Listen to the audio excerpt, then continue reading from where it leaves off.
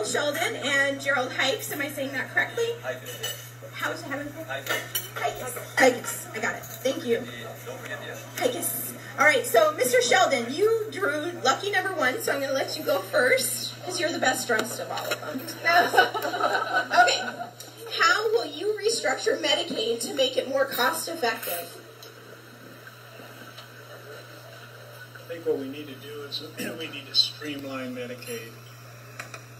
We need to audit Medicaid to make sure that it is completely healthy as far as where the money's going. I think it's really, really important. I think we should go into generic drugs more so than having to pay the big dollar for regular prescription drugs. I think Medicaid's costing us astronomical amount of money.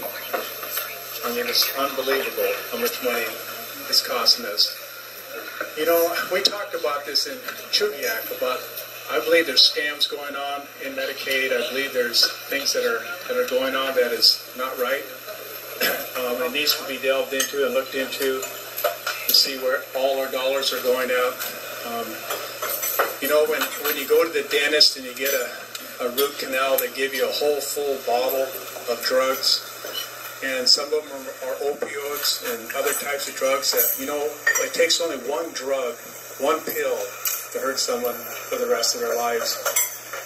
We need to scrutinize that to a point where we're not doing that anymore.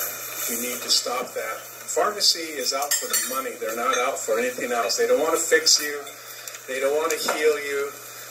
They just want to put a Band-Aid on you and then drug you. And this cost in Medicaid is just overboard. We need to change that. We need to downsize it. We need to know what the pharmaceutical companies are doing with all the different agencies throughout the state. And I think if we go ahead and do that and educate our children, educate our schools and families on what's going on, I think the state can downsize that to a point where we will start saving big bucks, because Medicaid's a big deal. All right. You might get bonus points. You're finished with an extra minute. I'm just saying. All right, who has lucky number 5? All right, Mr. Michael Sheldon. Do you support a state tax? If so, what form of tax do you support? I support less tax. I support no state tax.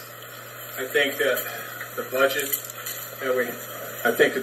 that we have right now, as far as I'm concerned, under the Walker administration, is not real. The plan that I have is called an 81-9-10 plan. We could balance the budget in 1 year. Now you're going to ask me, well, how are you going to do that? Well, think about the royalties that we've been getting for years and years and years. What has the state been doing with their half? There's about $10 billion sitting there. That $10 billion can close the fiscal gap of $2.6 billion overnight. My 81-9-10 plan is 81% of the state will be covered under that amount. Let's say it's $10 billion, 81% will cover. 9% will be divided between the House, the Senate, and administration.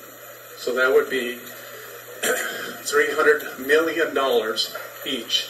The 10% will be a 10% cut straight across the board through all agencies. And what I'll do is I'll ask each commissioner to make the cut. All I'm asking them to do is take one pencil away from 10. Now, they will know how to do it. They'll know where to cut.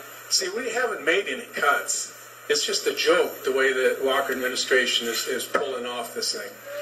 There's no cuts. Actually, they're increasing the budget. We're going to streamline the budget. We're going to make it so that it's effective.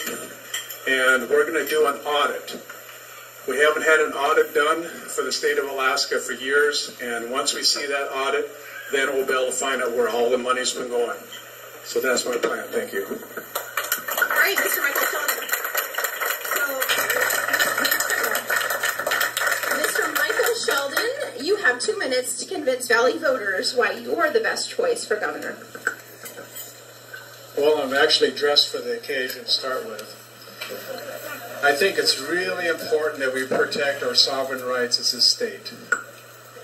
You know, we just got a 90-10 split that was broken for Anwar, and as governor of Alaska, I would have never allowed that to happen. We need to protect our sovereign rights as a state. We need to become more independent in this state. You know, we do need the United States of America to protect us through their naval base and the Air Force and the Army and the National Guard and what have you. But we need to be more sovereign. We need to take control of this state and build it so that we don't have to depend on the lower 48. You know what's happening? If something goes wrong in the lower 48, it immediately affects us. Why is that happening? Because we're not taking care of our state properly. We need to stop being a bank. We're not a bank, and we're not a business. We have the state of Alaska taking on jobs away from our own people out here in the state, and I think it's important that we stop that immediately. There's so much to say. I could sit here and talk for a whole hour about what I have planned for Alaska. You're not even getting a touch of it. But what I have for the state of Alaska is awesome. You heard about the health care plan. You heard about our 81-910 plan. I've worked all over the state in construction, Kensington gold mine, paved airports, blue rock and rock quarries. Worked 22 years in the fishing industry. I fished in Bristol Bay. I've been everywhere. My hands have been dirty. I'm a working man. And I know how to run a state. My tribal government in Petersburg, Alaska, I fought them because we were going bankrupt in Petersburg. I was acting chairman of tribal government, and I fought hard, and we were in the red, ready to lose our government. I stepped in, got in there, and it straightened it out. We're back in the black. 6 years later, after that was done, I said, okay, board, you've done a really good job. You've done a really good job as a tribal government. I'm stepping away now. You hold the reins, and you keep it up. And today, they're running in the black, and all our grants are completely fulfilled to the date. And that's what I'll do for the state of Alaska. Thank you. Mr. Michael.